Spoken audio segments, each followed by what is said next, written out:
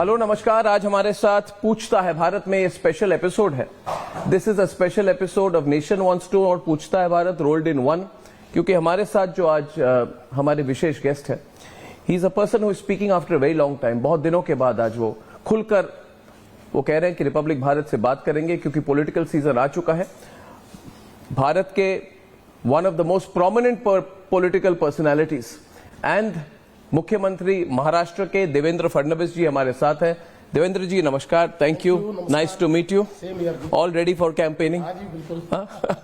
बहुत दिनों के बाद आपके साथ पॉलिटिकल इंटरव्यू करने का मौका मिला है। पिछली बार आपके साथ मिला था मैं, आज हर साल तो हमारी इंटरव्यू होते हैं, मगर 2 साल पहले मिला था। उस समय आपने कहा था मुझे कि कुछ होने वाला है, और उसके बाद ही जो एनसीपी टूट गई, यानी कि आपने तोड़ दिया, और आप वो इंडिकेशन आपने दी थी मुझे मेरे लोअर परेल के ऑफिस में, मगर एक्शन 2 दिन बाद हुई। तो इस बार क्या होने वाला है? मुझे लगता है कि हर बार आपको मिलता हूं तो शायद सहयोग से, प्रयोग से नहीं, कुछ ना कुछ बहुत बड़ा पॉलिटिकल होता है। नहीं, इस बार अभी बहुत ज्यादा बड़ा पॉलिटिकल होने के लिए कुछ बचा नहीं है। इतना ही होने वाला है कि मैं ऐसा मानता हूँ, महाराष्ट्र में अभी 29 म्यूनिसिपल कॉरपोरेशंस के चुनाव चल रहे हैं। इन 29 में मुझे ऐसा लगता है कि ऑलमोस्ट ऑल 29 में हमारा प्रदर्शन अच्छा होगा, और हम लोग करीब 27 में तो पक्का जीतेंगे, ऐसा मुझे आज लग रहा है। बीजेपी शिवसेना हमारा जो अलायंस है, या कई कुछ जगह अलायंस नहीं भी है, लेकिन जहां अलायंस है वो अलायंस को पकड़कर हम लोग 27 जगह पर जीतेंगे, ऐसा मेरा मानना है। तो फडणवीस जी, जीतने के लिए आपकी पॉलिटिक्स में मैंने देखा है पिछले 4-5 साल से, जब से आपके साथ एक तरह से बिट्रेल हुई 2019 में, आपने अपनी पॉलिटिकल स्ट्रेटेजी बदल दी। आप कह रहे हैं कि मुझे पॉलिटिक्स में डेवलपमेंट लाने के लिए मुझे पॉलिटिक्स ड्राइव करना होगा, इसलिए आप एक नई फडणवीस स्टाइल पॉलिटिक्स ला रहे हैं। You tie up here there with anyone, even आपके जो कोalition पार्टनर्स है भी वो इधर उधर करते हैं। लगता है कोई एक कोहेरेंट कोalition नहीं है महाराष्ट्र में, it is a कोalition for power. Maharashtra में हम लोगों ने जब ये चुनाव आया तभी तय किया कि चूंकि ये कार्यकर्ताओं का चुनाव है। देखिए, विधानसभा का चुनाव, लोकसभा का चुनाव नेताओं का चुनाव होता है, ये कार्यकर्ताओं का चुनाव है। कार्यकर्ताओं के चुनाव में अगर हर जगह हम लोग अलायंस करेंगे, तो जहां मसलन अब पूना की बात अगर हम करें, तो पूना में अजित पवार की पार्टी, हमारी पार्टी नंबर 1 है, उसके बाद उनकी पार्टी है, तो उसके कारण जो जगह उनको देनी पड़ेगी, हमारे कार्यकर्ताओं पर अन्याय होगा, उनके कार्यकर्ताओं पर अन्याय होगा, शिंदे जी के। इसलिए हमने इस बार यह तय किया कि जहां अलायंस कर सकते हैं, नेचुरल अलायंस की कुछ जगह जैसे थाने है, कल्याण डोंबिवली है, वहां हम करेंगे। जहां नहीं हो सकता है वहां हम फ्रेंडली फाइट करेंगे। और हमने इससे पहले 280 नगर पालिकाओं के चुनाव हुए, वहां पर भी ये स्ट्रैटेजी रखी। उसका परिणाम ये हुआ कि 75% जगह हमें लोग चुनकर आए, और मुझे लगता है कि इस बार भी हमारी यही स्ट्रैटेजी है। हाँ, इस स्ट्रैटेजी में एक ही एब्रेशन है, और वो एब्रेशन हुआ है पूना और पिंपरी चिंचवड़ में, जहां पर अजित पवार जी की पार्टी शरद पवार जी की पार्टी के साथ गई है। वरना हमने ये तय किया था कि 3 पार्टियां एक दूसरे के साथ जहां कन्वीनियंट हो वहां एक साथ जाएगी या अलग जाएगी। नहीं, मगर आइडियोलॉजी कहां जाएगा? एबरेशन दूसरे जगह पे भी हुई है। अंबरनाथ म्युनिसिपल काउंसिल में आप कांग्रेस पार्टी के साथ गए, वहां पे एक लोकल फॉर्मेशन बनी गई है, अंबरनाथ विकास अघाड़ी, जिसमें आप लोकल लेवल में देखें तो BJP is an alliance with the Congress. Fadnavis ji, nation wants to know, पूछता है भारत, कि कोई भी छोटे जगह में भी हो, लोकल भी हो, कांग्रेस और बीजेपी के बीच में टैक्टिकल अंडरस्टैंडिंग कैसे हो सकती? नहीं होनी चाहिए, मगर हुई है। नहीं, मैं आपको बताना चाहता हूं, बिल्कुल होनी नहीं चाहिए। जहां तक मुझे अंबरनाथ की जानकारी थी, वहां राष्ट्रवादी के साथ हमारा अलायंस हो रहा था, और शिवसेना से भी बात चल रही थी, क्योंकि वहां पर बीजेपी और शिवसेना हम ही नंबर 1 नंबर 2 पार्टी है। हमारा नगराध्यक्ष चुनकर आए, उनके लोग भी चुनकर आए हैं। लेकिन इस प्रकार से अगर लोकल लोगों ने कांग्रेस के साथ वहां पर अलायंस किया होगा, तो मैं इसको गलत कहता हूं, ये नहीं होना चाहिए, और इसके लिए मैं उनसे सवाल पूछूंगा। आप सवाल पूछेंगे? पूछूंगा। आप कांग्रेस बीजेपी की जो लोकल लेवल अलायंस को आप एक्सेप्ट नहीं करेंगे? नहीं accepted, it's not accepted. Then how is it happened? नहीं, देखिए, ये तो छोटे छोटे शहर है, यहाँ पर लोकल लेवल पर कई बार निर्णय हो जाते हैं। हर निर्णय तो हम तक नहीं आता ना, हम तो बड़े निर्णय हमारे तक आते हैं, छोटे निर्णय कई बार नहीं आते। कई बार लोकल कन्वीनियंस क्या होता है, जैसे मसलन वहां पर का जो एक समझ लीजिए हमारे मित्र पार्टी का जो नेता होता है और हमारी पार्टी का नेता, कई बार उनमें इतनी दुश्मनी होती है कि इसको नहीं बैठने देना इसलिए वो दूसरे को ले लेता है, लेकिन ये गलत है, ऐसा नहीं होना चाहिए। ये फ्रेंडली फाइट्स क्या है? बिकॉज मुझे और एक सवाल है कि आपकी जो महायुति है, ये महायुति अभी इफेक्टिव है कि नहीं है? क्योंकि महायुति की सीट शेयरिंग अंडरस्टैंडिंग है, तो बीजेपी और एकनाथ शिंदे सेना के साथ कुछ ना कुछ गड़बड़ हो रहा है। देखिए Devendra Fadnavis ji, you can tell me frankly, आप और हम एक दूसरे को करीब 20 सालों से जानते हैं।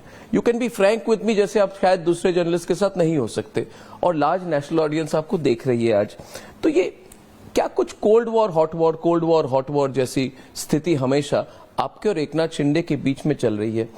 Why is that the case? ये ऐसा क्यों चल रहा है? कोई कोल्ड वॉर भी नहीं है, कोई हॉट वॉर भी नहीं है, ल्यूकवार्म वॉर? No, nothing. हम दोनों बिल्कुल साथ में हैं। देखिए, मैं आपको एक बात कहता हूं कि आज से नहीं है, पिछले 10-11 सालों से हम दोनों साथ में ही है और सारे फैसले साथ में मिलकर करते रहे हैं। वो जब उधर भी थे तब भी मेरे संबंध उनसे कभी खराब नहीं थे और आज भी, लेकिन उनको एक पार्टी चलानी है, तो अल्टीमेटली जब पार्टी मैं एक चला रहा हूं, वो एक पार्टी चला रहे हैं, तो कई जगह पर इंटरेस्ट कन्फ्लिक्टिंग होते हैं, क्योंकि हम लोगों को अगर अपनी पार्टी जिंदा रखनी है तो केडर को जिंदा रखना पड़ता है। केडर में सब लोग इतना अंडरस्टैंडिंग नहीं रखते, थोड़ी एडजस्टमेंट तो होनी चाहिए। हाँ, नहीं होती, अब काफी एडजस्टमेंट किए हम लोगों ने। आप देखिए, मैं आपको 2 उदाहरण बताता हूं एडजस्टमेंट के जो बीजेपी ने किए हैं। कल्याण डोंबिवली में हम लोग बड़ी पार्टी भी थे, पिछले बार उनके ज्यादा आए थे, लेकिन पिछले 5-7 सालों में हम बड़ी पार्टी बन गए। आज अगर वहां पर आप सर्वे भी देखें तो हम लोगों को ज्यादा सीटें मिल सकती थी, बावजूद इसके हम लोगों ने, चूंकि पिछले बार उनके ज्यादा आए थे, उनको ज्यादा सीटें दी। आप जलगांव का विचार करेंगे तो जलगांव में पिछले समय हमारी 57 सीटें आई थी, हम सिंगल लार्जेस्ट पार्टी थे, फुल मेजोरिटी हमारी थी, लेकिन अलायंस करना था। जलगांव में हमने तय किया अलायंस करना है, तो हमारे लोगों को समझाया, जिसके 57 कॉर्पोरेटर थे उसने 47 जगह ली।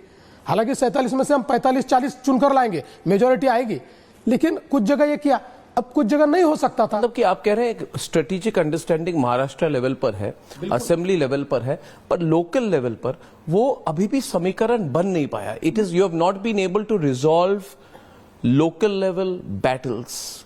तो ये alliance, is it not for local level also? Is it only for the state level और फॉर नेशनल? सवाल वो नहीं है, सवाल ये है कि 10 सालों के बाद चुनाव हो रहा है और दोनों, मतलब सभी पार्टियों में 2 पीढ़ियां चुनाव लड़ रही है।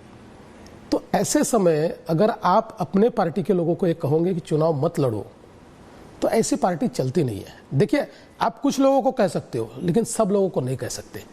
इसलिए 10 साल के बाद जब चुनाव रहे, और हर चुनाव में आप देखिए एक जनरेशन तैयार होती है, ये 17 के बाद की जनरेशन और 22 के बाद की जनरेशन, ऐसे दोनों जनरेशन चुनाव में जब उतरी तो सभी पार्टियों के लिए बड़ा प्रॉब्लम था, इसलिए उसको रिजॉल्व करना बड़ा कठिन है।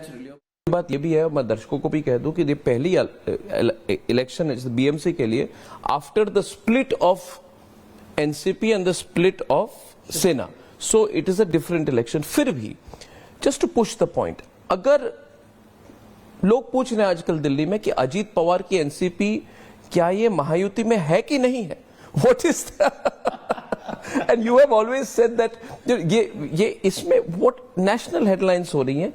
बृहन मुंबई म्युनिसिपल कॉर्पोरेशन में ये इंडिपेंडेंटली लड़ रही हैं, देखिए 100 सीटों में, अपने आप को एक अपने ही अलायंस के खिलाफ इतने बड़े एक देश के रिचेस्ट सिविक बॉडी का इलेक्शन हो रहा है, इतना बड़ा बजट है इसका, तो इससे मैसेजेस गलत जाते हैं। पहला सवाल। दूसरा सवाल आपसे यह है कि लगता है आइडियोलॉजिकली कोई भी लिंक नहीं है अजीत पवार एनसीपी के आपके साथ, क्योंकि आपने अपोज किया था कि नवाब मलिक इस इलेक्शन को लीड कर रहे हैं।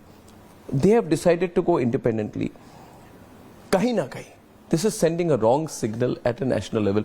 Why I am asking you Devendra Fadnavis ji, क्योंकि आप पर नेशनल नजर हमेशा होती है। You have to understand that you are a national level political figure. तो लोग कह रहे हैं कि is there a problem in the alliance that Devendra Fadnavis is put together in Maharashtra? देखिए, पहली बात तो ये बात बिल्कुल सही है कि हम लोगों ने इस बात पर ऑब्जेक्शन लिया था कि नवाब मलिक ये अगर आपको लीड करेंगे तो हमारा ऑब्जेक्शन है, ऐसा हमारे अध्यक्ष जी ने बहुत स्पष्ट रूप से कहा था। लेकिन दूसरी बात मैं आपको कहना चाहता हूँ, वो छोड़ दीजिए जी। तो एक बात है ही, जहां तक मुंबई का सवाल है, मुंबई में जब एनसीपी भी थी तब भी उनका कोई वजूद नहीं था, उनके 7-8 लोग ही चुनकर आते थे। और आज जब मुंबई में हम और शिंदे जी साथ में मिलकर लड़ रहे हैं, तो वैसे भी हमारे पास कोई सीटें बची नहीं है कि हम उनको दे पाए। बिल्कुल साफ शब्दों में कहता हूं, क्योंकि आप सीटें किसको दोगे? जिसका वजूद है उसको दोगे, उनका यह वजूद ही नहीं है। यहाँ पर आप कह रहे हैं Ajit Pawar has no presence, not in Mumbai, not in Mumbai, then why is he fighting? Even unite, then why is he fighting? सीधी सी बात है, उनकी पार्टी है। देखिए, उनको 7-8 सीटें मिलती है, उतनी सीटों पर वो उन सीटों के लिए वो लड़ रहे हैं, क्योंकि पार्टी को जीवित रखनी। बाकी दिखावे के लिए, बाकी तो भाई अल्टीमेटली देखिए, अब मालेगांव जैसी महानगर पालिका जो करीब करीब जिसमें मेजर सारा पोर्शन ये माइनॉरिटीज का है, हम लड़ते हैं ना, नहीं चुनकर आते, लेकिन फिर भी हर सीट लड़ते हैं, लड़ना तो पड़ता ही है, पार्टी है। तो आप कह रहे ओवररीड मत कीजिए। इधर जो लोकल इलेक्शंस हो रहे हैं, जो पिछले 10 मिनट से हम बात कर रहे हैं, you are saying don't overread. ये सब जो हो रहा है, it is part of the local political, मतलब लोकल पॉलिटिक्स में होगा, इसको ओवररीड ना किया जाए, बिल्कुल ना किया जाए। मगर फिर एक बात बताइए, ये एकनाथ शिंदे ने 18 नवंबर को आपके कैबिनेट मीटिंग को बॉयकॉट क्यों की? ये तो अभी देखिए, you have to answer this question. ये मत बोलिए कि this is not weekly meeting, cabinet meeting है। और मुझे याद आता है, मुझे याद आता है जिस दिन आप इलेक्ट होके आप ओथ लेकर 2019 को आप मंत्रालय गए थे, आप गए थे, अजीत पवार नहीं गए थे। तो कि मुझे हमेशा लगता है कि अन बन बनती है तभी। तो Eknath Shinde boycotted your cabinet meeting? Shinde ji ने बॉयकॉट किया ही नहीं।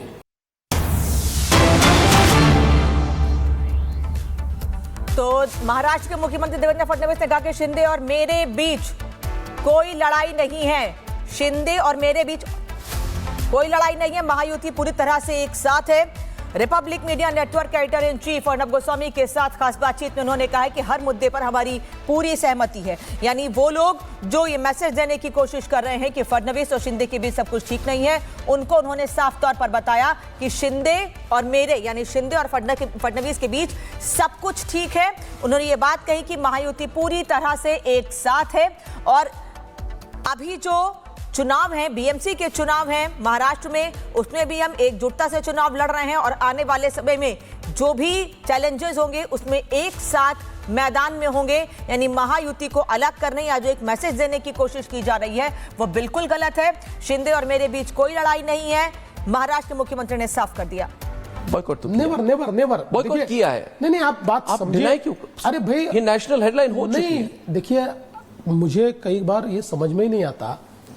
उस दिन एकनाथ शिंदे जी ने फोन करके मुझे कहा कि मेरी तबीयत आज ठीक नहीं, मैं नहीं आ पाऊंगा। अजित दादा को भी कहा, हमने कैबिनेट की बैठक में भी ये बताया कि आज एकनाथ शिंदे जी आएंगे नहीं क्योंकि उनकी तबीयत ठीक नहीं है। इतना सब कहने के बाद वापस न्यूज बन गई, क्योंकि उस समय फाइट हो रही थी, आपकी इंटरनल फाइट हो रही थी सीट अरे शेयरिंग भाई, को। बिल्कुल कोई फाइट नहीं थी, उल्टा हमने सब रिजॉल्व कर दिया था। शिंदे जी ने यह कहा कि मैं रात भर जगा हूं, सुबह 6 बजे में मतलब मेरी मीटिंग समाप्त हुई और 3 ही सब्जेक्ट थे उस दिन एजेंडे पे, कुछ नहीं था। तो उन्होंने मुझे पूछा कोई इंपॉर्टेंट सब्जेक्ट है ये 3 के सिवा? मैंने कहा ये 3 ही सब्जेक्ट है।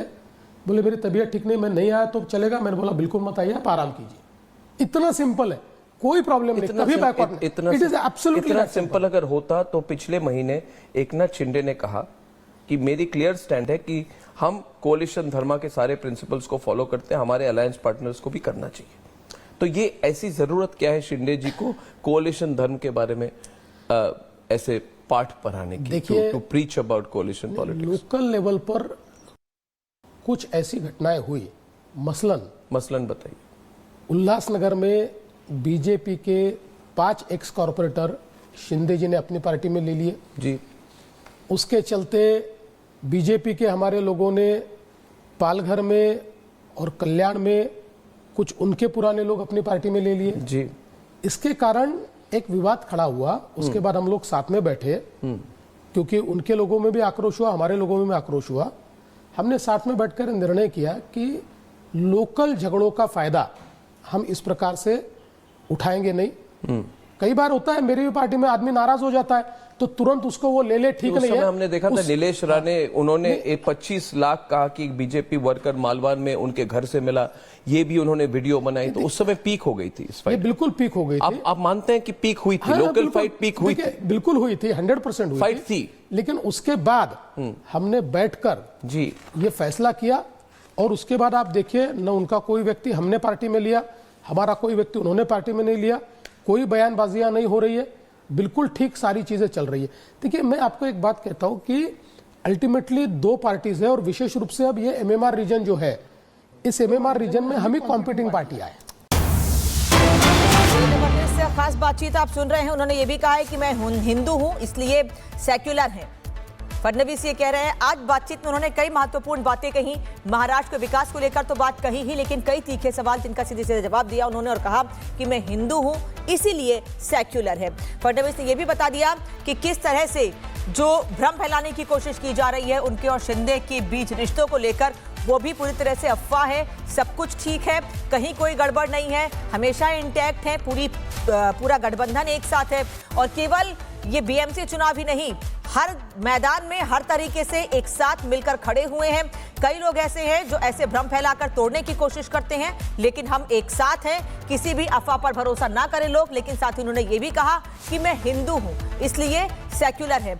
महाराष्ट्र में पिछले दिनों जो कुछ हुआ गैर मराठियों के साथ, उसको लेकर भी सवाल जवाब हुए। उन्होंने ये भी कहा कि मुंबई में हिंदू मेयर बनेगा, यानी कि जो बीएमसी के चुनाव हैं उसमें मुंबई में हिंदू मेयर बनेगा। केवल देवेंद्र फडणवीस ही नहीं, बीजेपी के कई नेता ये बात इसके पहले कह चुके हैं। और आज देवेंद्र फडणवीस ने भी रिपब्लिक मीडिया नेटवर्क के इससे बातचीत में ये कहा कि मुंबई में हिंदू मेयर बनेगा। 1 नंबर हम है, 2 नंबर वो है, थाने में 1 नंबर वो है, 2 नंबर हम है, तो ये हम ही कंपीटिंग पार्टियां है। तो इसलिए कई बार ऐसे प्रॉब्लम्स आते हैं, लेकिन उसको हम रिजॉल्व कर रहे हैं और हमने किया है। और इसी के चलते लोगों को लगता था कि थाने और कल्याण डोंबिवली ये 2 जगह अलायंस हो ही नहीं सकता, लेकिन हमने करके दिखाया। कहीं उन्होंने थोड़ा सेक्रीफाइस किया, कहीं हमने सेक्रीफाइस आप मानते हैं कि ये जो इलेक्शन हो रहा है, जो इलेक्शन होने वाले, रिजल्ट आने वाले 15-16 तारीख को, एक तरह से मिड टर्म इलेक्शन है आपके? It's a referendum on Devendra Fadnavis. पिछली बार आपने सरप्राइज किए थे लोगों ने माना नहीं था कि आप ज्यादा वोट लेकर आएंगे, स्पेशली लोकसभा चुनाव के बाद जब आपको सेटबैक हुई थी। People did not expect. Do you feel that this is another referendum on Devendra Fadnavis? देखिए मैं ऐसा कहूंगा कि खैर रेफरेंडम तो मैं नहीं कहूंगा, लेकिन एक्नॉलेजमेंट तो जरूर होती है, क्योंकि कोई भी चुनाव एक लोगों का मूड क्या है इस मूड को दर्शाता है। तो मुझे लगता है कि 1 साल हमने पूरा कर लिया है। उसके बाद पहला चुनाव नगर पालिका का हुआ है जिसको हमने स्वीप किया है, और अब महानगर पालिका का चुनाव है। और मुझे अपेक्षा है कि हमारे काम को देखते हुए, हमारे डेवलपमेंट को देखते हुए, हमने जिस प्रकार से मुंबई को, पूना को, नागपुर को, सारे शहरों को बदला है, उसको देखते हुए निश्चित रूप से हम लोगों को एंडोर्समेंट मिलेगी, लोग एक्नॉलेज करेंगे और हमको चुनकर। क्योंकि ये इंटरव्यू जो है ये सिर्फ मुंबई महाराष्ट्र में नहीं, देश भर में देखा जाएगा। खुलकर कह दूं, मैं सवाल पूछना चाहता हूं आपको, क्योंकि जब लोकसभा के चुनाव आए थे तो एक लॉबी ये भी थी कि अभी देवेंद्र फडणवीस को मुंबई से हटाइए। देवेंद्र फडणवीस को अभी now he should move from Mumbai, और मुंबई के चीफ मिनिस्टर के पोजीशन हर बहुत लोगों की नजर थी। मगर आपके परफॉर्मेंस के बाद वो मुश्किल हो गया। तो क्या आपको लगता है कि ये भी उस तरह से आपको एक अपॉर्चुनिटी है अपने पॉलिटिकल पोजीशन को दिखाने की, आपके कोalition मैनेज करने की एबिलिटी को, विनेबिलिटी, इलेक्टोरल विनेबिलिटी को दिखाने की? आप हमेशा कहते हैं for you electoral winnability is not more important than governance. मुझे लगता है for Devendra Fadnavis actually to survive, electoral winnability is more important. Electoral winnability इसलिए इंपॉर्टेंट है कि उसके सिवा आप गवर्नेंस कर नहीं सकते। देखिए फ्रैक्चर्ड मैंडेट में कोई गवर्नेंस नहीं होता। गवर्नेंस करना है तो रोबस्ट मैंडेट होना चाहिए, जो हमको विधानसभा में मिला है और जो हमको महानगर पालिका में मिलेगा। और जहां तक मेरा सवाल है, मैं आपको बहुत साफ शब्दों में कहता हूं कि मेरी पार्टी मुझ पर जो भरोसा करती है, तो मेरे ऊपर हमेशा प्रेशर होता है कि इतना भरोसा अगर मेरी पार्टी ने मुझ पर किया है तो मुझे उस भरोसे पर खरा उतरना पड़ेगा। और जितनी बार कल अगर मैं एक सिचुएशन दो आप कि शरद पवार अजीत पवार के साथ एक साथ आ जाए, तो कंबाइंड पावर, आप डोमिनेंट फोर्स में है और कंबाइंड एनसीपी आपके नीचे है, तो प्रॉब्लम क्या है, क्या आप एक्सेप्ट करेंगे उसको? देखिए, मैं पहली बात तो मैं कहता हूं कि पॉलिटिक्स में जो थोड़े अक्लमंद नेता है उन्होंने हाइपोथेटिकल सिचुएशन पे कभी कमेंट नहीं करना चाहिए। और उतना हाँ, hypothetical ये काफी हाइपोथेटिकल है। दूसरा, पॉलिटिक्स इतना फ्लूइड है कि इसलिए फर्मली इस मामले में कुछ बोलना ये आज की तारीख में सही नहीं होगा। अभी आपके राज ठाकरे के साथ इतने अच्छे इक्वेशंस हैं, at a personal level also, your families also, आप उनके घर जाते हैं, आप मिलते हैं, फिर अचानक राज ठाकरे अभी कहते हैं कि there is no dispute, they are trying to finish brand Pawar और ब्रांड ठाकरे को खत्म करने की कोशिश कर रहे हैं, हमें अलाउ नहीं करेंगे। आप कहते हैं ये प्रीत संगम नहीं है, ये भीत संगम है, यानी कि इसको ट्रांसलेट करता हूं, भीत संगम यानी कि union of fear, Preet Sangam means union of love, right? तो ये आप इसको कैसे देख रहे हैं, ये जो अलायंस है इसका किसको फायदा होगा? मैं सबसे पहले आपको बताता हूं, there is no brand Thackeray, there was only one brand, हिंदू हृदय सम्राट शिवसेना प्रमुख Balasaheb Thackeray, that was a brand. अब कोई ब्रांड नहीं बचा है। इन्होंने उनके जो विचार थे, उनकी जो राजनीति थी, उसको टोटली समाप्त कर दिया है, उसको कुचल दिया है, और इसलिए अब कोई ठाकरे ब्रांड वगैरह नहीं है, ब्रांड वही रहेगा। ये देखिए, जन्म से संपत्ति मिलती है, विचारों की विरासत नहीं मिलती।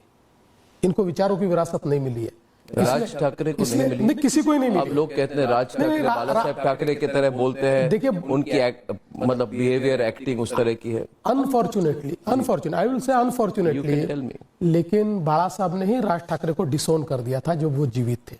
इसलिए अब इसमें बोलने की, मैं आपको एक ही बात कहता हूं कि डिसोन किया था कि हाँ, डिस्टेंस किया था? डिसोन किया था। इट वाज आप डिसोन। कह रहे हैं Raj Thackeray is a disowned member of the family, he was disowned. so he has no right to claim. I won't talk about right to claim. He may have right. मुझे नहीं मालूम। या मैं तो ये कहता हूं कि उस समय मैंने इससे पहले बिल्कुल ये कहा है कि आज जो ये साथ में आ रहे हैं, अब इसमें कोई मतलब नहीं है। 2009 में अगर साथ एमएनएस और शिवसेना के वोट से नहीं बचे ना, उद्धव सेना। अरे भाई, वोट कहां बचे? जब वोट थे 2009 में, तब साथ में आते तो महाराष्ट्र की पॉलिटिक्स अलग होती। अब इनके पास वोट नहीं बचे। और जहां तक राज ठाकरे का सवाल है, मैं आपको बहुत स्पष्ट शब्दों में कहता हूं, और आप इस चुनाव के बाद देख लीजिए, Raj Thackeray ji will be the biggest loser in this coalition, biggest loser. ये कोएलिशन में उनका फायदा उद्धव जी को मिलेगा, लेकिन उद्धव जी का फायदा उनको नहीं मिलेगा। Raj Thackeray will be the biggest loser. ये मैं आज भविष्यवाणी कर रहा हूं, चुनाव के बाद आप देख लेना। मगर वो कहते हैं जो मराठी मानुस के लिए मैं लड़ रहा हूं, वी विल मेक श्योर कि मराठी मानुस को जो चाहिए वो मिलेगी। मराठी प्राइड उनकी मेन पोल प्लैंक है, मराठी प्राइड है ना, जो आपकी भी एक तरह से यूनिफाइंग फिलॉसफी है। तो ये बैलेंस कहां पे होगी? देखिए, और आप थोड़े तो अफेक्टेड है उद्धव से अभी भी। देखिए, कोई उद्धव से अभी भी थोड़े अफेक्टेड है। मैं आपको बहुत स्पष्ट रूप से कहता हूं कि पिछले 25 सालों में मराठी आदमी का विश्वास इन्होंने खो दिया। मुंबई से मराठी आदमी बाहर क्यों चला गया? अगर आप सत्ता में थे 25 साल, बीएमसी आपके पास थी, देश की सबसे रिचेस्ट बॉडी ये आपके पास थी, बावजूद इसके मराठी आदमी को मुंबई में घर नहीं मिला। उसको वसई विरार के बाहर क्यों जाना पड़ा? उसको नाला सुपारा के बाहर क्यों जाना पड़ा? देवेंद्र फडणवीस को पूछिए, उनकी पार्टी भी थी हमारे साथ अलायंस में। हम तो पिछले 25 साल से वो कह रहे हैं कि देखिए ये गलत बात है। देखिए, मैं एक मिनट, आप ये इशू हो गई अभी कंट्रोवर्सी, क्योंकि आप ये कह रहे हैं, आपके पार्टी के लोग खुलकर कह रहे हैं इतने 1000 करोड़ रुपए का स्कैम हुआ, हम इन्वेस्टिगेट करेंगे, उनको जेल में डालेंगे। वो कहते हैं कि बीजेपी को पूछिए, क्या वो हमारे साथ डेप्यूटी में नहीं थे? 2017 में हमने बाहर से रहने की भूमिका ली, हम उनके साथ नहीं गए। हम नहीं गए ना, हम गए नहीं। और जिस समय उनके साथ थे, कॉर्पोरेशन में 2 ही पद प्रमुख होते हैं, एक मेयर का होता है, दूसरा स्टैंडिंग कमेटी चेयरमैन का होता है। एक बार भी 25 सालों में क्या हमारा मेयर बना, क्या हमारा स्टैंडिंग कमेटी चेयरमैन बना? एक बार भी नहीं, 25 सालों में नहीं। इनके हाथ में सत्ता थी। नहीं हमारे इन्फ्लुएंस तो अबे किया। 30-35 लोग रहते थे हम लोग, कोई इन्फ्लुएंस नहीं थी, यही चलाते थे, हमको पूछते भी नहीं थे। हम बिल्कुल स्कैम कर रहे थे, हमने कई बार उसका विरोध किया। इन्वेस्टिगेट क्यों नहीं किया ना?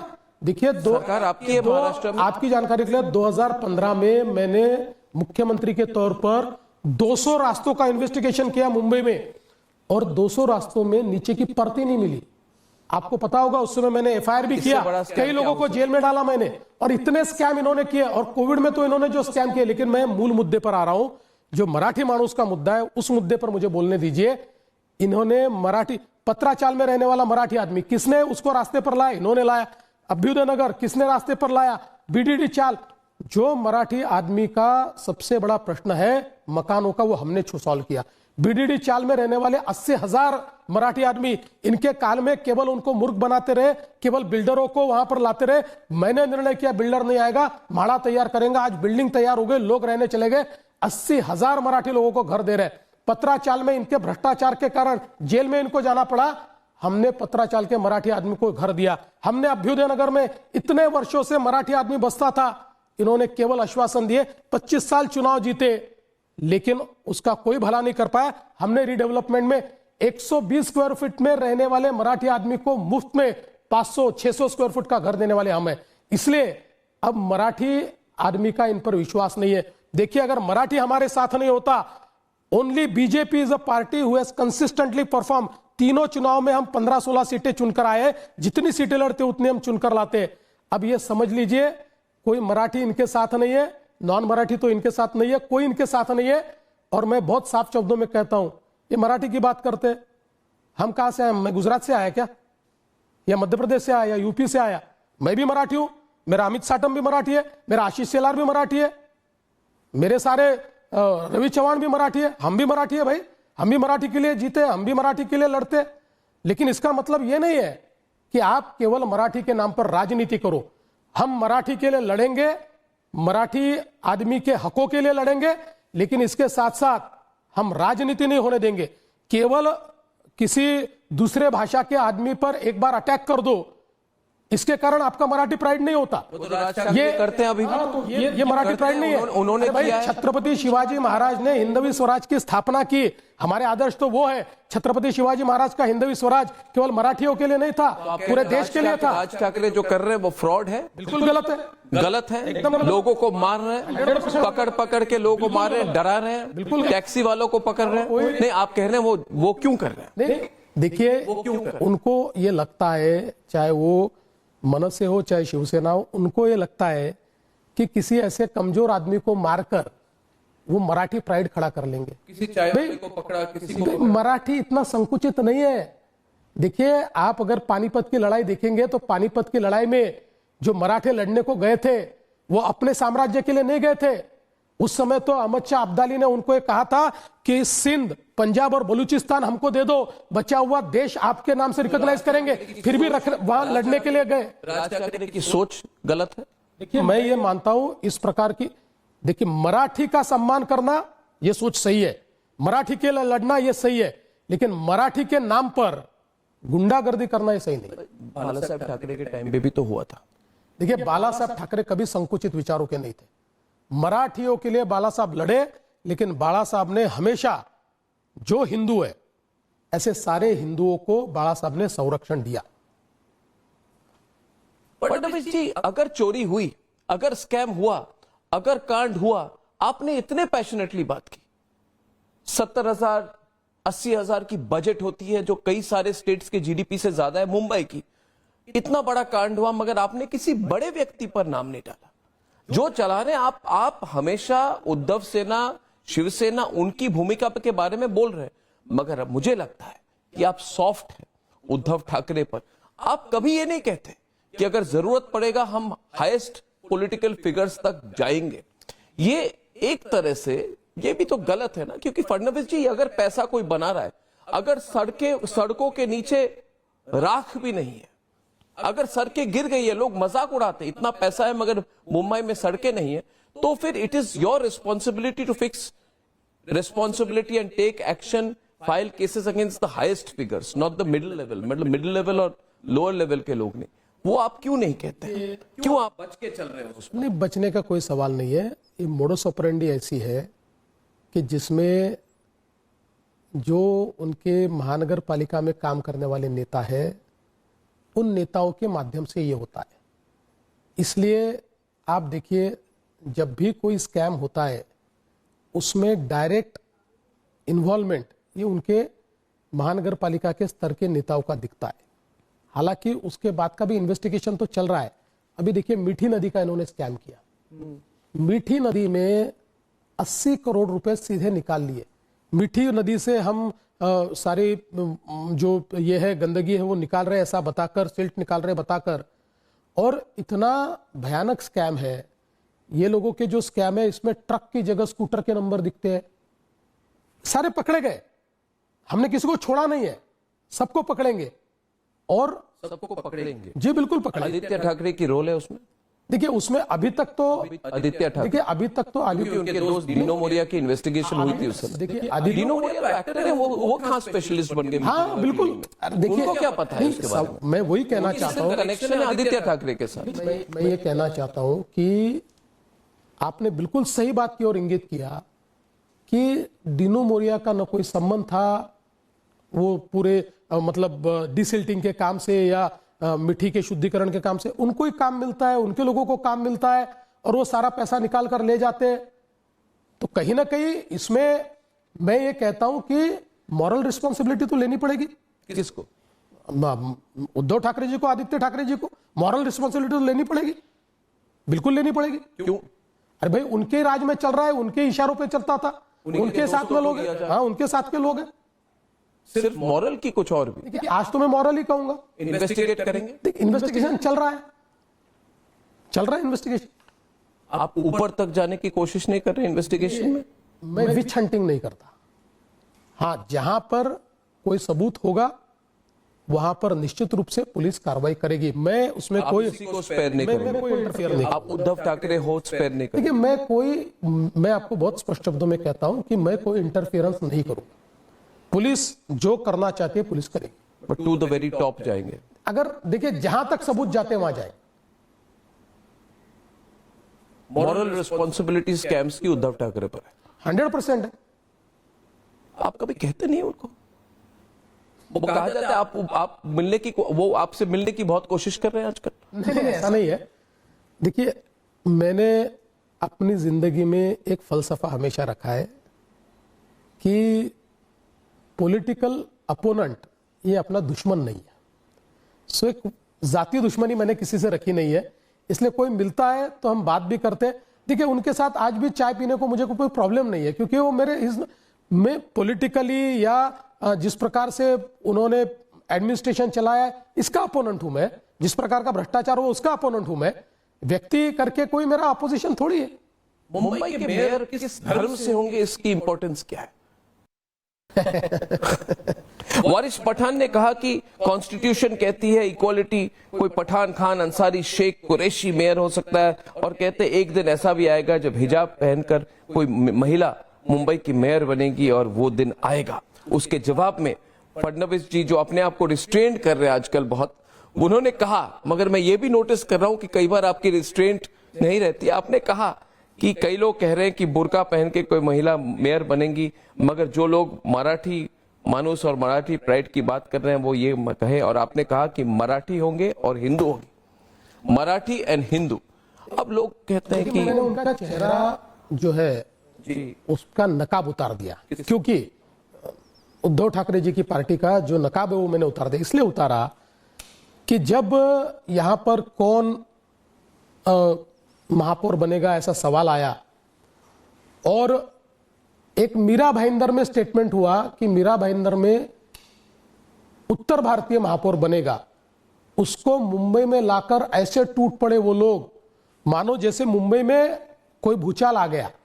लेकिन जैसे ही वारिस पठान ने ये कहा एक बुर्के वाली यहां की महापौर बनेगी, इनके मुंह को ताला लग गया। ये बोलने कोई तैयार नहीं है। इनकी कौन? उद्धव ठाकरे जी, आदित्य ठाकरे जी, राज ठाकरे जी और संजय राउत। ताला क्यों लगा? क्योंकि अभी उनकी पॉलिटिक्स ये तुष्टीकरण की नीति चल रही है।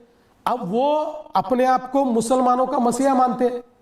अब वो तुष्टीकरण कर रहे हैं, कांग्रेस से ज्यादा तुष्टीकरण तो अब शिवसेना कर रही है, तो इसलिए वो इस बात का प्रतिवाद नहीं कर पाए। हमने बहुत स्पष्ट भूमिका रखी। देखिए, मुंबई का महापौर महायुति का होगा, मुंबई का महापौर हिंदू होगा और मुंबई का महापौर ये मराठी होगा। ये हमने बहुत स्पष्ट भूमिका ली है। और मैं इसलिए भी ये कह रहा हूं कि क्या इनके रिजर्वेशन करवा रहे हैं? नहीं, कोई रिजर्वेशन का सवाल नहीं है।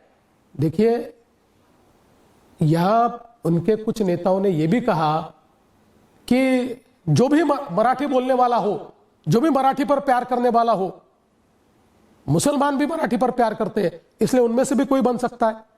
इसलिए हमने स्पष्टता से हमारी भूमिका रखी। हमारी भूमिका यह है कि मुंबई का महापौर हिंदू होगा, मुंबई का महापौर मराठी होगा। आपने रिपोर्ट देखी है मुंबई की जो डेमोग्राफी बदल रही है और 30% तक मुस्लिम पॉपुलेशन बन सकती है? कोई ऐसी वैसी इंस्टीट्यूट की नहीं है, Tata institute of social sciences की है।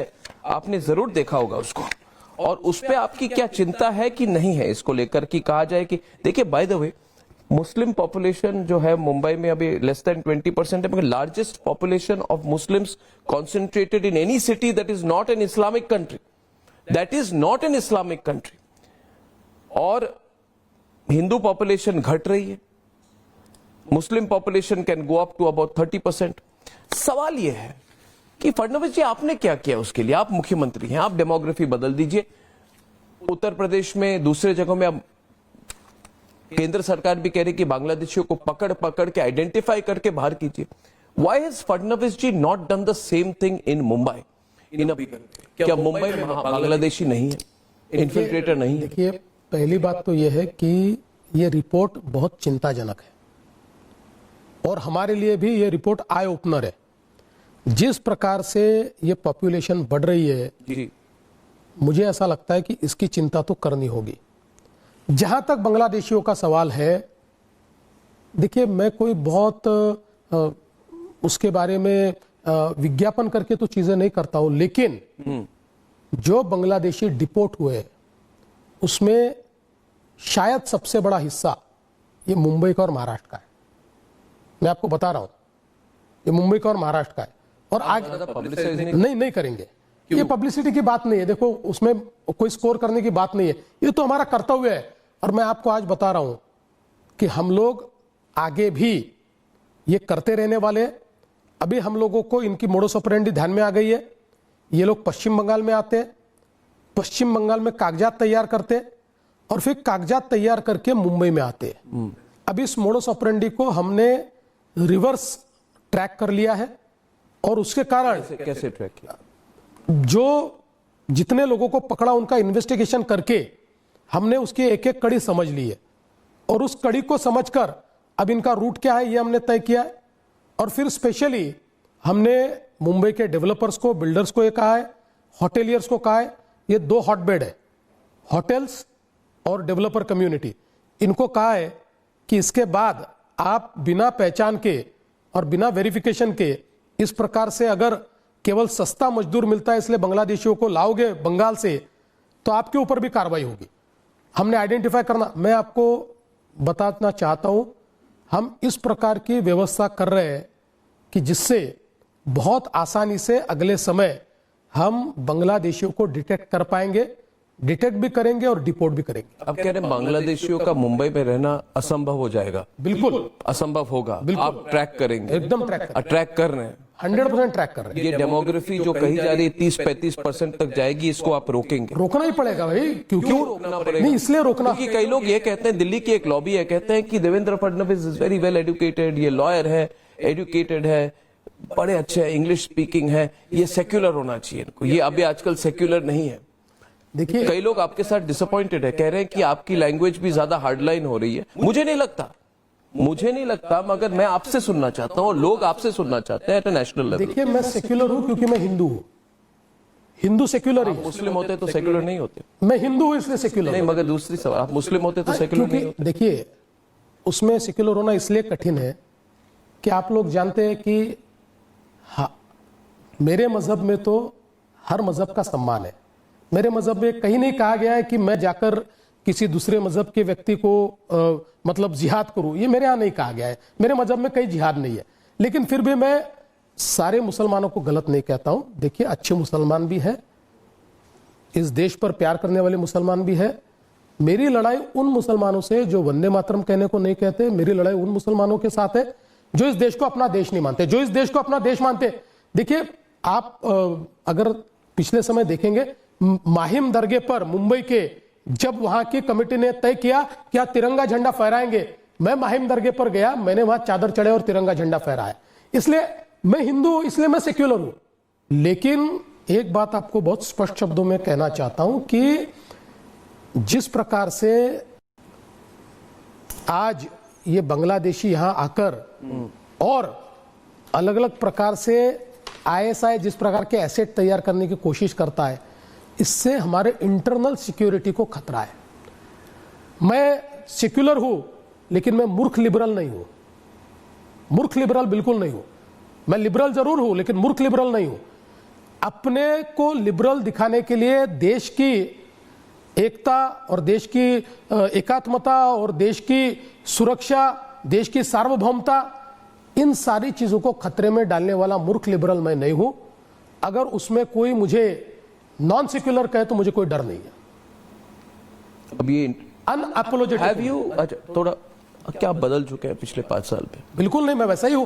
मैं पहले से वैसा हूं। क्योंकि मुझे पहली बार, आपको पता नहीं, याद है एक बहुत बड़ी छात्र संसद हुई थी MIT में, पुणे के बाहर। मैं भी बोल रहा था, आप भी बोल रहे थे। आप उस समय MLA थे, आप कोई बड़े पोस्ट पे नहीं थे। मैं सुनकर मैंने कहा कि इनको मतलब he speaks in a very fiery way, मगर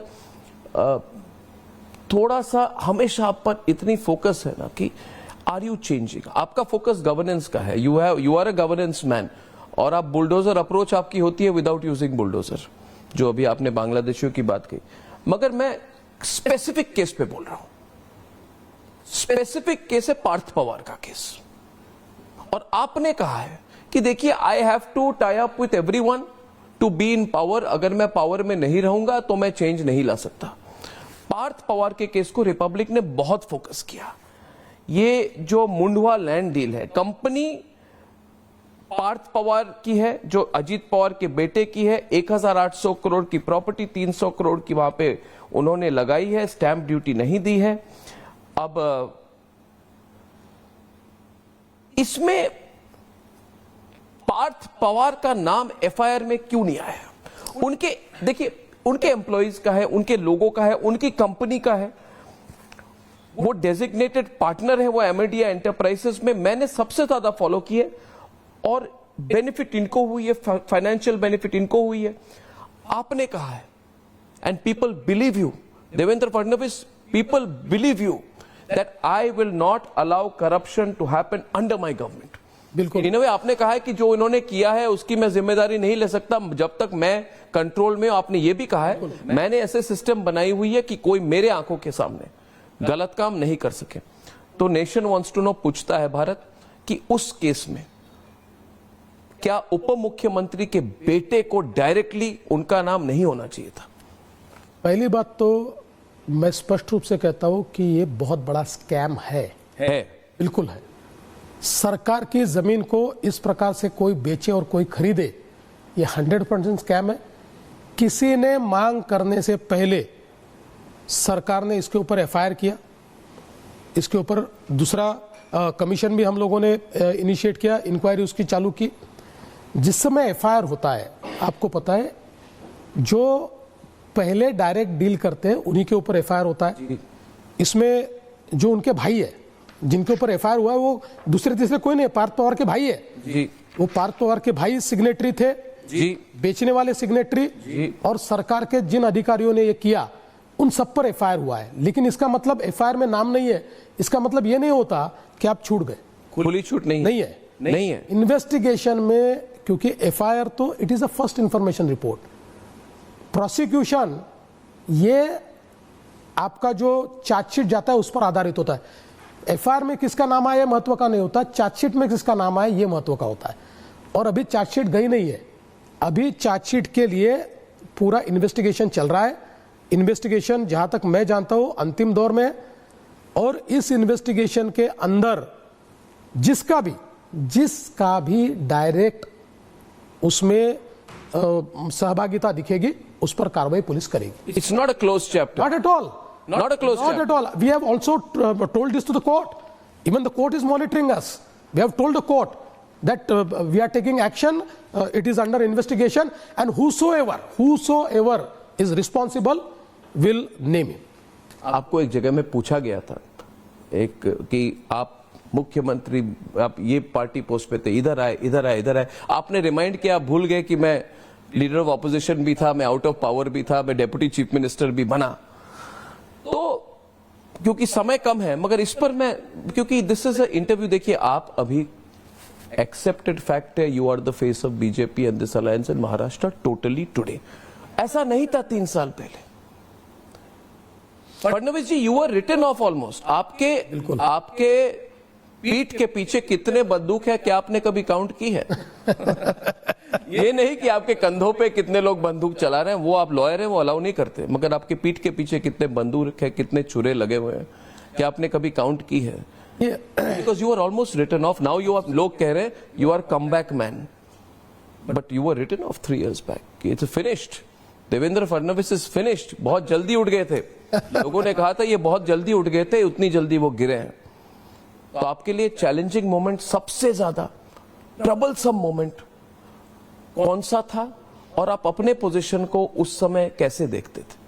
देखिए, जिस समय उद्धव जी ने एक प्रकार से हमारे साथ विश्वासघात किया, वो मेरे लिए एक शॉक था। शौक था, बिल्कुल वो शॉक था। पॉलिटिकल रियलिटी उस समय मेरे ध्यान में आई कि राजनीति में ऐसा भी हो सकता है। उसके तुरंत बाद जो पवार साहब ने किया वो कम शौक था, इसलिए कि भाई पवार साहब तो कोई हमारे साथ चुनाव नहीं लड़े थे, और एक प्रकार से उन्होंने अपनी अपॉर्चुनिटी देखी और हमारे साथ पॉलिटिक्स की जी। तो इसलिए मैं ऐसा मानता हूं कि वो कहीं ना कहीं मेरी स्ट्रैटेजिक गलती थी कि मैंने उन पर विश्वास किया उस समय। हाँ जी। उसके बाद जब मैं लीडर ऑफ अपोजिशन बना तो मुझे बहुत टारगेट करने का प्रयास हुआ, बहुत ट्रोल करने का प्रयास हुआ, यहां तक कि मुझे फ्रेम करके, जिस प्रकार से आपको फ्रेम किया गया गलत तरीके से, ऐसे मुझे भी फ्रेम करने का बहुत प्रयास हुआ। लेकिन चूंकि उस समय 5 साल में होम मिनिस्टर रहा था और पुलिस में एक भावना मेरे बारे में थी कि इस आदमी ने कभी गलत काम नहीं किया है, इसने कभी पैसे नहीं मांगे हैं, इसने कभी ट्रांसफर पोस्टिंग में भेदभाव नहीं किया है। इसलिए पुलिस के कई आला अधिकारी अड़ गए कि हम इस पर कार्रवाई नहीं करेंगे, इसलिए वो कार्रवाई नहीं कर पाए। तो ये सारा जो है चैलेंजिंग समय था। लेकिन मैंने तो कहा था कि मैं लौट कर आऊँगा। मैंने कहा था कि मेरे मतलब किनारे पर घर मत बसा लेना, मैं समंदर लौट कर आऊँगा। तो मैं लौट कर आया। इसलिए मुझे लगता है हाँ, ये बड़ा चैलेंजिंग टाइम था, लेकिन इस चैलेंजिंग टाइम से मुझे फ़ायदा ये हुआ कि now Devendra Fadnavis is more matured politician. अब मुझे किसी चीज़ से डर भी नहीं लगता और किसी चीज़ से शौक भी नहीं लगता। किस चीज़ में आप पहले मैच्योर नहीं थे? देखिए, इन सिचुएशंस को हैंडल करने की मेरी कोई आदत ही नहीं थी। मैं तो एक बहुत सीधी पॉलिटिक्स करके सामने जाने वाला व्यक्ति था। जैसा आपने कहा, आपने जिस देवेंद्र फडणवीस को देखा था वो नाक की सीध में चलने वाला देवेंद्र फडणवीस था। लेकिन बाद में देवेंद्र फडणवीस को ध्यान में आया कि पॉलिटिक्स में कभी कभी आपको स्ट्रैटेजी भी करनी पड़ती है और कभी कभी आपको सामने वाले को पटकना भी पड़ता है। आपको लगता है इस सब में आपके गवर्नेंस पर फोकस कम, आपके पॉलिटिक्स पर ज्यादा हो गया नेशनल लेवल? बिल्कुल नहीं। देखिए, अगर आप ये इलेक्शन, आप प्रेडिक्शन दीजिए मुझे कि क्या होगा, क्योंकि सब लोग लाइव कवर करेंगे, पहला बड़ा इंटरव्यू है। What you see as the result of the election? What is your vision? क्योंकि इतनी पॉलिटिक्स की चर्चा हुई, डेवलपमेंट की नहीं हुई, मगर अभी जब हम मुंबई में आते हैं, कोस्टल रोड से आते हैं, तो हम एयरपोर्ट से सीधे नारिमन पॉइंट 35 मिनट पे पहुंच जाते हैं। तो फोकस आपका गवर्नेंस पे है, कैसे डिवाइड करते हैं? मेरा फोकस, देखिए, मतलब मैं शब्द गलत इस्तेमाल कर रहा हूं, लेकिन पॉलिटिक्स मेरा साइड बिजनेस है, मेरा मेन बिजनेस गवर्नेंस है। मैं राजनीति ये करनी पड़ती है इसलिए करता हूं, मैं गवर्नेंस वाला आदमी हूं। और मुंबई को हमने बदल के दिखाया है। मैंने बताया, मुंबई में आज आम आदमी को घर देने का काम हम कर रहे हैं। मुंबई में कोस्टल रोड हो, मुंबई में अटल सेतु हो, 450 किलोमीटर की मेट्रो का नेटवर्क हो, मुंबई में एसटीपी तैयार करने का काम हो, मुंबई के नए मुंबई का एयरपोर्ट तैयार करने का काम हो, हर चीज में जिस प्रकार से मुंबई को हमने बदला है, लोग अचंभित हो जाते हैं। और इतने कम समय में डिलीवरी है, 5-5 सालों में हमने डिलीवरी करके दिखाई है। इसलिए जो आदमी मुंबई में आज आता है, मुंबई का बदला हुआ स्वरूप देखता है। और मैं आपको कहता हूं, अगले 5 सालों में एक देश की सबसे अच्छी सिटी और एक बहुत ही इंटरनेशनल सिटी के रूप में आप मुंबई को देखोगे, क्योंकि अब मुंबई में इंफ्रास्ट्रक्चर के साथ साथ एनवायरनमेंट भी हमारा फोकस है। हम मुंबई को एक सस्टेनेबल सिटी बनाएंगे और निश्चित रूप से केवल मुंबई नहीं, मुंबई, पुणे, नागपुर, जितने हमारी बड़ी शहर है, ये सारे बड़े शहरों को हम अच्छा बनाएंगे। बहुत बहुत धन्यवाद। I wish you all the best. Thank you. Thank you very much Fadnavis ji, बहुत बहुत धन्यवाद। Enjoy talking to you. Thank you. Thank you, thank you, thank you.